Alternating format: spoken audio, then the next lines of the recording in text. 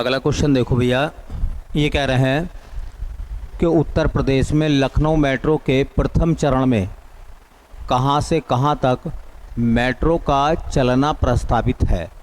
तो चूंकि ये सवाल जो है ये पुराना क्वेश्चन है, ठीक है। अब हम लोग जो है इसे अपडेट करेंगे। अपडेट ये करेंगे कि उत्तर प्रदेश में मेट्रो का संचालन जो है वो किन किन नगरों में है और किन किन नगरों में मेट्रो पर काम चल रहा है, ठीक है। अब क्वेश्चन ये बनेगा, अब क्वेश्चन ये नहीं बनेगा जो पीछे लिखा हुआ है। तो एक हेडिंग बना दीजिए, उत्तर प्रदेश में मेट्रो। हेडिंग का नाम हो जाएगा उत्तर प्रदेश में मेट्रो। उत्तर प्रदेश में मेट्रो।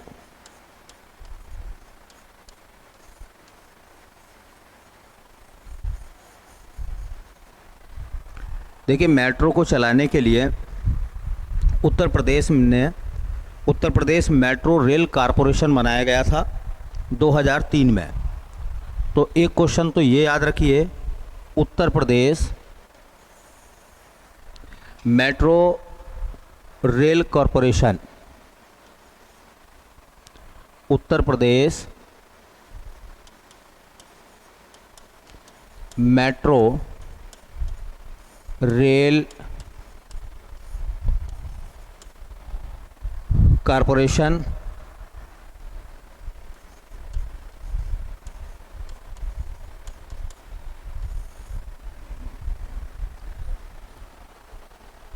UP MRC.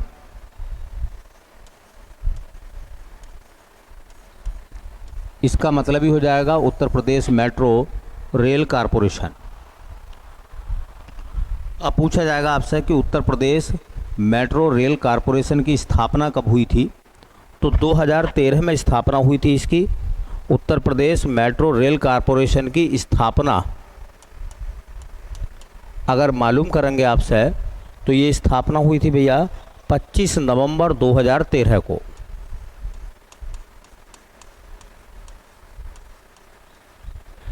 अच्छा, उत्तर प्रदेश मेट्रो रेल कॉरपोरेशन का मुख्यालय कहाँ बनाया गया।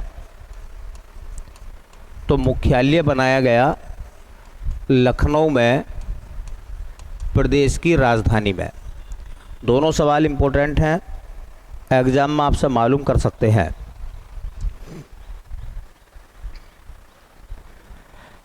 देखिए, भारत के कई राज्यों में मेट्रो है, लेकिन एक क्वेश्चन अभी करंट में बना है कि सर्वाधिक मेट्रो नेटवर्क वाला राज्य कौन सा है।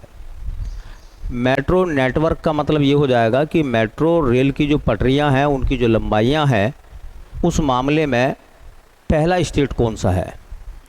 सर्वाधिक मेट्रो रेल नेटवर्क वाला राज्य, तो सर्वाधिक मेट्रो रेल नेटवर्क वाला राज्य, तो वो बना हमारा उत्तर प्रदेश। सर्वाधिक मेट्रो नेटवर्क वाला जो राज्य है वो बना है क्या, उत्तर प्रदेश। उत्तर प्रदेश बना है। एक और अच्छा सवाल यहाँ से पूछा जाएगा जो एग्ज़ाम में पूछा जाता है। देखिए, सर्वाधिक शहरों में मेट्रो संचालित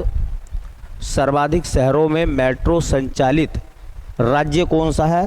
ऐसा राज्य जिसके सबसे ज़्यादा शहरों में मेट्रो ट्रेन को चलाया गया है, तो उस मामले में भी हमारा उत्तर प्रदेश पहले स्थान पर आता है।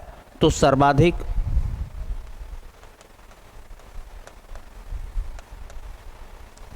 मेट्रो सर्वाधिक शहरों में मेट्रो का संचालन करने वाला राज्य, तो उस मामले में भी पहले स्थान पर है हमारा उत्तर प्रदेश। उत्तर प्रदेश के सबसे ज़्यादा शहरों में मेट्रो जो है वो चल रही है, सबसे ज़्यादा शहरों में। एक बड़ा अच्छा और शानदार सवाल है कि उत्तर प्रदेश के कौन कौन से शहरों में मेट्रो का संचालन हो रहा है। तो उत्तर प्रदेश में मेट्रो संचालित शहर, मेट्रो संचालित, ये इम्पोर्टेंट फैक्ट बनेगा, उत्तर प्रदेश के कौन कौन से शहरों में मेट्रो का संचालन हो रहा है। तो उनमें लखनऊ है, लखनऊ के साथ साथ नोएडा, ग्रेटर नोएडा, नोएडा, ग्रेटर नोएडा, गाज़ियाबाद, कानपुर, आगरा।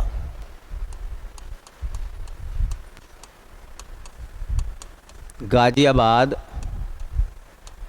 कानपुर, आगरा। इसका मतलब 3 और 3 6 शहरों में इस समय उत्तर प्रदेश के 6 शहरों में मेट्रो ट्रेन चल रही हैं। आगरा में चलने ही वाली हैं। ठीक है, तो प्रस्तावित या निर्माणाधीन क्या कहाँ कहाँ हैं? निर्माणाधीन व प्रस्तावित मतलब जहाँ पर मेट्रो ट्रेनों को चलाया जाएगा, या यूँ कहें कि जहाँ पर निर्माण कार्य चल रहे हैं वो शहर कौन कौन से हैं? तो मेरठ, वाराणसी, प्रयागराज,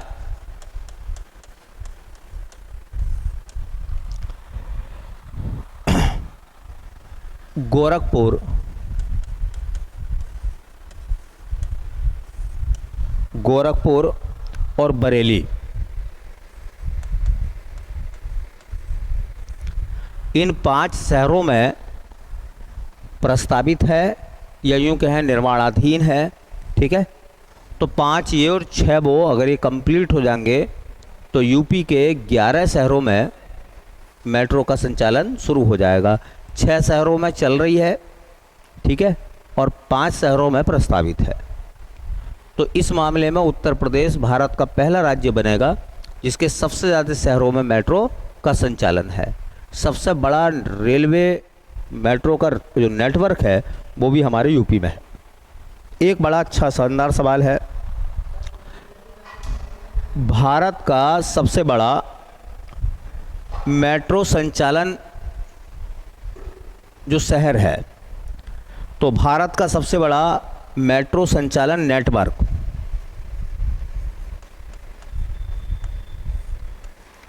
भारत का सबसे बड़ा मेट्रो संचालन नेटवर्क।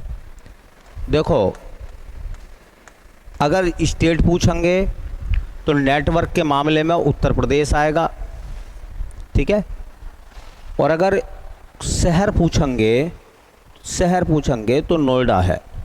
कौन सा है? नोएडा।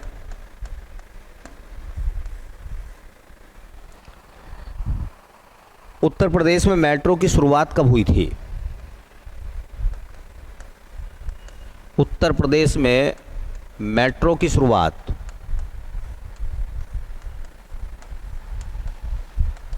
यूपी में कब से मेट्रो चली है? तो 5 सितंबर 2017 से।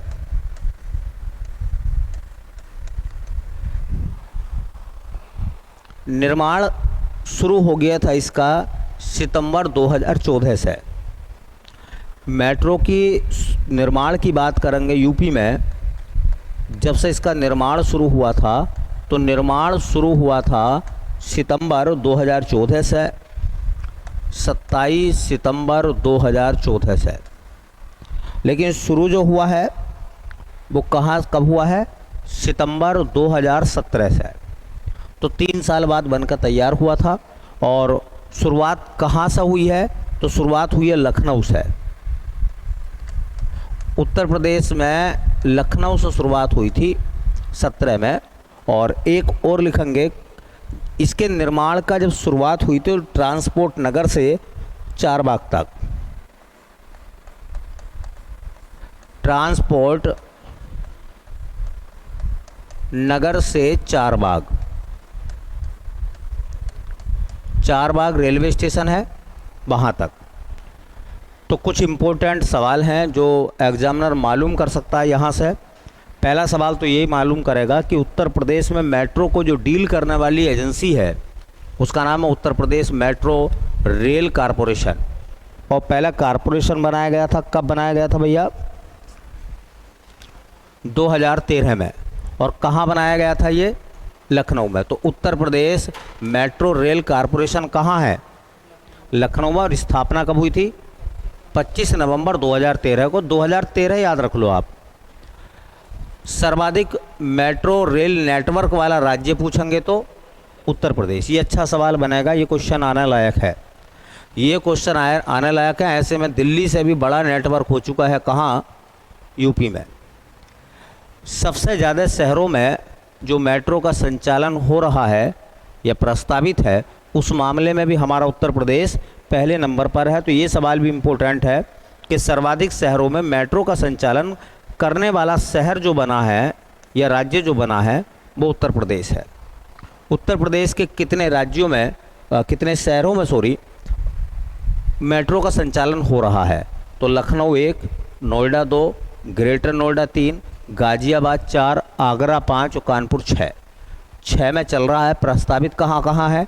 मेरठ, वाराणसी, प्रयागराज, बरेली और गोरखपुर। ठीक है। भारत का सबसे बड़ा मेट्रो संचालन नेटवर्क जो है वो नोएडा का है। उत्तर प्रदेश में मेट्रो का उद्घाटन जो हुआ था, ठीक है, वो सितंबर 2017 में हुआ था, जब उत्तर प्रदेश के मुख्यमंत्री योगी आदित्यनाथ ने उसकी का उद्घाटन करा था। ठीक है। निर्माण शुरू हुआ था 2014 से और पहला चरण जो पूरा हुआ था वो ट्रांसपोर्ट नगर से चारबाग तक था लखनऊ में। लखनऊ में ट्रांसपोर्ट नगर से चारबाग स्टेशन तक। अब ये जो क्वेश्चन है, ये क्वेश्चन हमसे इस रूप में पूछा गया था। सवाल को देखो कि उत्तर प्रदेश में लखनऊ मेट्रो के प्रथम चरण में कहाँ से कहाँ तक मेट्रो का चलना प्रस्तावित है। जो प्रस्तावित हुआ था सचिवालय से गोमती नगर, सचिवालय से मुंशी पुलिया तक, ट्रांसपोर्ट नगर से चारबाग तक और चारबाग से हजरतगंज तक। तो कहाँ से कहाँ तक की बात हुई थी? ट्रांसपोर्ट नगर से चारबाग जो रेलवे स्टेशन है वहाँ तक। क्लियर होगी बात?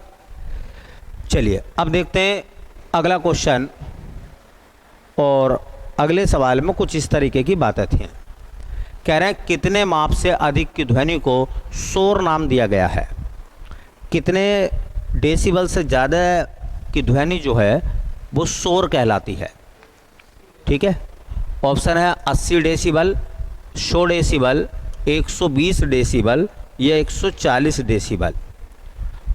तो एक हेडिंग बना दें, ध्वनि की तीव्रता। ध्वनि की तीव्रता, इंटेंसिटी ऑफ साउंड बोलते हैं। आपने पढ़ा होगा ध्वनि की तीव्रता का जो मात्रक है, ध्वनि की तीव्रता का जो मात्रक है, साउंड को जो कैलकुलेट करते हैं हम, वो डेसिबल में करते हैं। डेसिबल। अब यहाँ से 4-5 फैक्ट बड़े इंपॉर्टेंट हैं, उनको देख लीजिए। देखिए, मानव के लिए कितने डेसिबल तक की ध्वनि सर्वोत्तम है, जो मानव के कानों के लिए अच्छी है? तो हम कह सकते हैं, देखिए, मानव के लिए सर्वोत्तम ध्वनि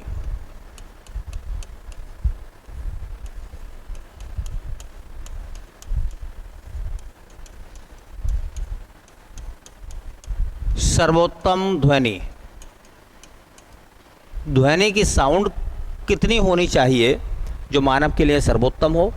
ठीक है, तो वैसा हम 40 से 60 लगा देते हैं, 40 से 60। तो अगर एवरेज में पूछेगा तो मान आएगा 40 से 60 डेसिबल, 40 से 60 डेसिबल। और अगर वो एक्यूरेटी पूछ रहा है तो आप कह दो 45 डेसिबल। 45 डेसिबल की जो साउंड है वो मानव के ब्रेन पर नेगेटिव प्रभाव नहीं डालती, इसलिए मानव के लिए वो सबसे अच्छी मानी जाती है। अच्छा, कितने से ज़्यादा की ध्वनि हानिकारक होती है? तो 75 डेसिबल, 75 डेसिबल से अधिक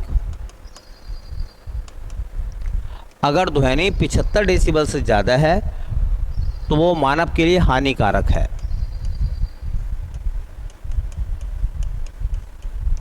मानव के लिए हानिकारक, हानिकारक का मतलब यह है कि 75 डेसिबल से जैसी साउंड ज़्यादा होगी उससे ह्यूमन को नुकसान होना शुरू हो जाएगा।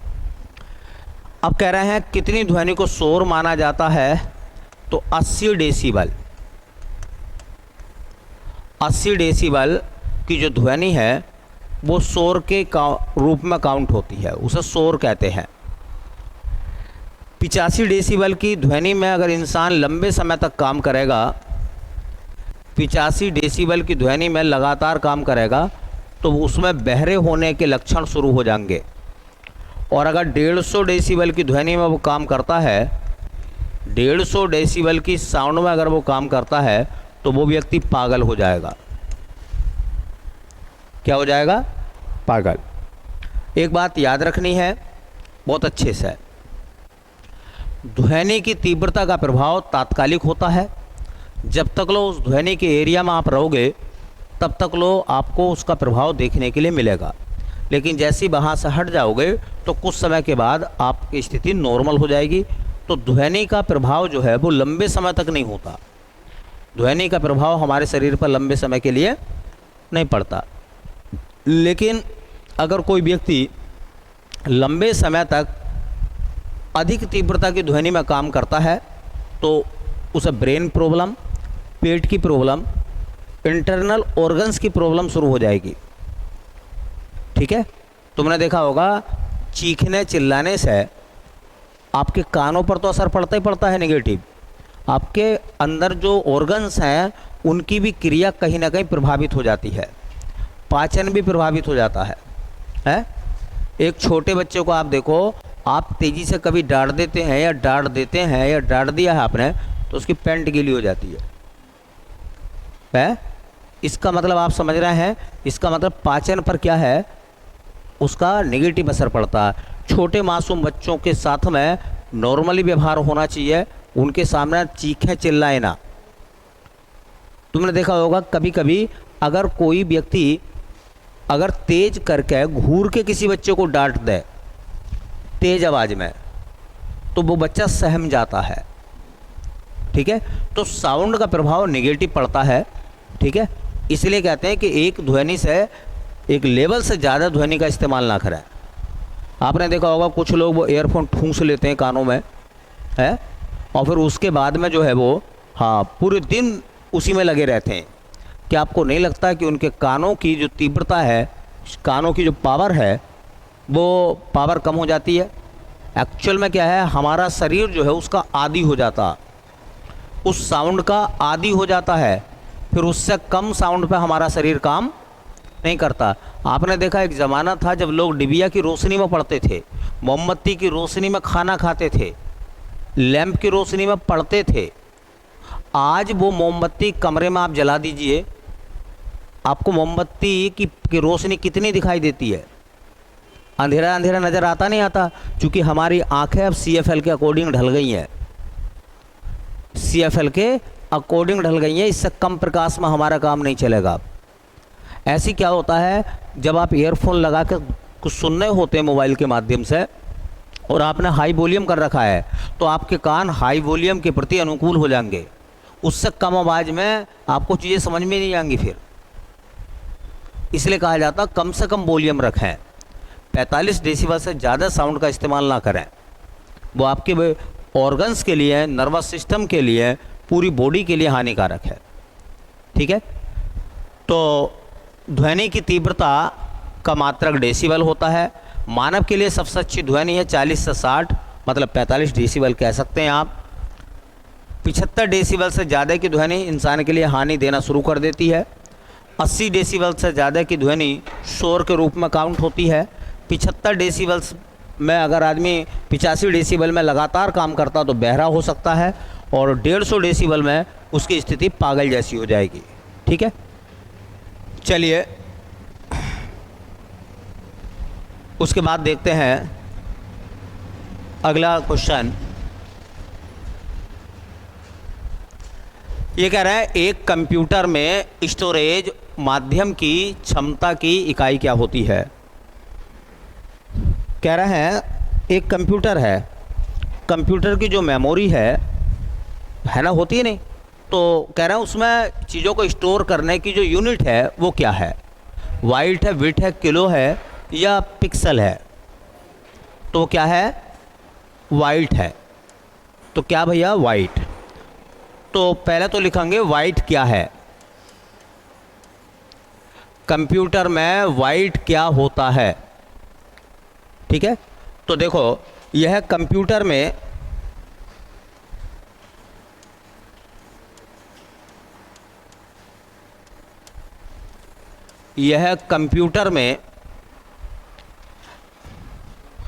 स्टोरेज माध्यम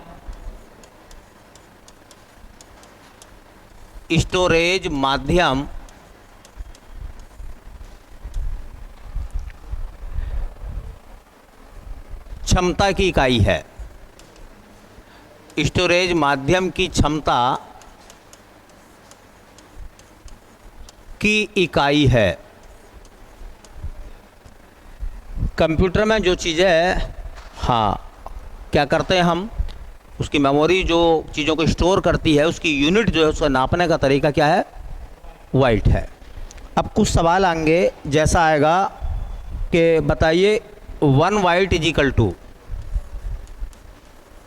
1 बाइट में 8 क्या होती हैं, बिट होती हैं, बिट या बिट्स। अच्छा, 1 किलोबाइट में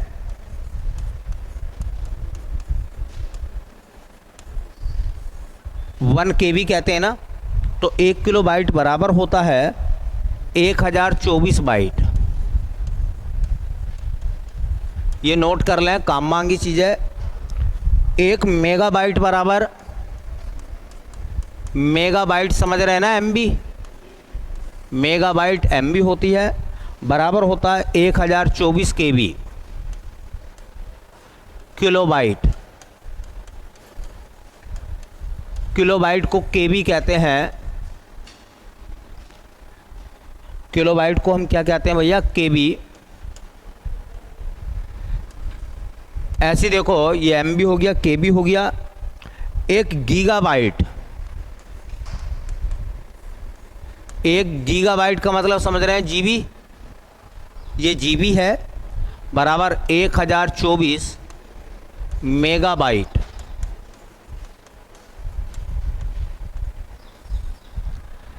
अच्छा, आपने नाम सुना होगा 1 टेराबाइट, TB, इसे TB कहते हैं। तो 1024 GB के बराबर होता है।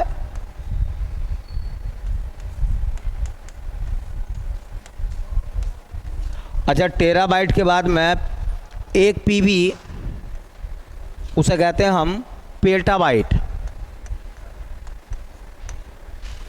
वो होता है 1024 TB के बराबर, टेराबाइट के बराबर। एक होता है exabyte, XV, 1 exabyte is equal to 1024 petabyte. देखिए, एक जेटाबाइट होता है JB, एक जेटाबाइट बराबर होता है 1024 एक्साबाइट,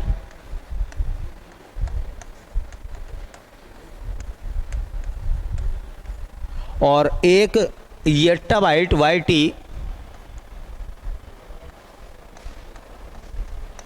एक yottabyte is equal to 1024 zettabyte ZB।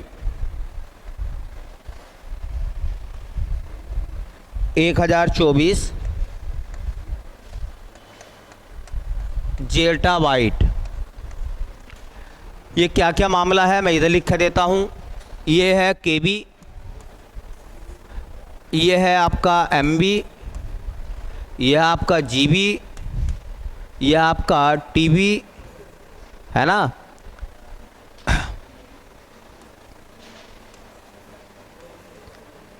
बड़ा भी बनेगा।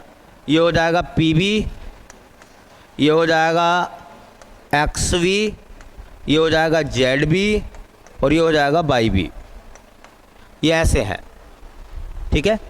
तो कभी कभी एग्जामिनर ने बहुत पहले ये सवाल यहाँ से खूब पूछे कि बताइए 1 गीगाबाइट में हाँ कितने MB होते हैं, 1024, ठीक है।